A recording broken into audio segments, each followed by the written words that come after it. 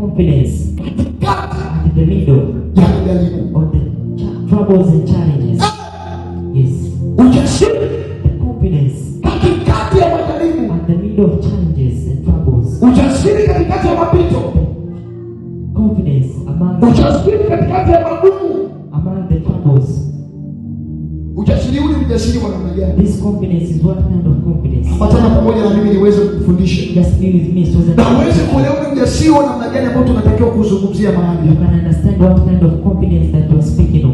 Naomba usikize kwa makini sana Just listen to me carefully. na utambue kwamba Understand that lipo jambo ambalo Mungu amelikusudia siku ya leo. there are something that the Lord has prepared for today. Mimi ni mshindi ndani yake Yesu, nimepewa kushinda tena zaidi ya kushinda. Kuna mahali tuwezi kushinda kama Mungu hajatushindania. There is a place we cannot win if the Lord did not win for us.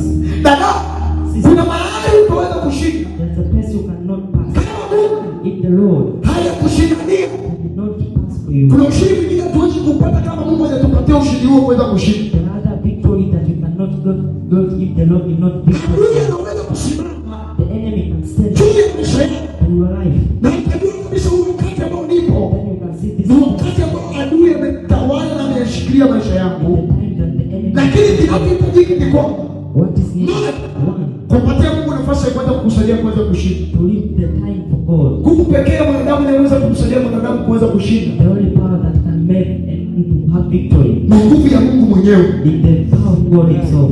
Hebu elewa neno Mungu, Just understand the word God. yeye Him, hana upendeleo, He do not have favor. yeye Him, hana upendeleo He do not have favor. kwa mtu yeyote Do not au kwa favor. mwanadamu yeyote. Ila upendeleo wa Mungu unakuja pale pindi ambapo But that favor comes in huyu mwanadamu this favor atakapoamua kumkabidhi Mungu maisha yake. when He decided to put His life to Anasema God. ni Mungu mwenye wivu He said the Lord that na ni Mungu ambaye ashiaji utukufu na mtu yeyote. He will not give the glory to anyone. Yes, Jesus, ni ikoni ya mtu ambaye alijaa ujasiri, He can reference for someone who alitambua neema He understands the ya grace ujasiri, of confidence. alitambua neema He understood the grace ya ujasiri katikati ya mapito. of confidence at the middle of troubles.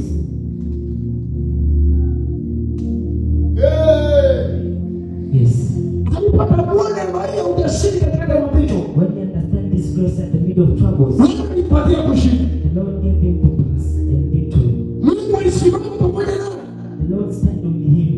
alimpigania He fought for him katika mazingira yote. at the middle of Ujasiri uzalisha kitu kinachotoa uvumilivu ndani ya mtu. the confidence creates something called endurance. Ujasiri. Ujasiri Confidence. uzalisha kitu kinachotoa uvumilivu ndani ya moyo. It creates something called endurance inside of someone.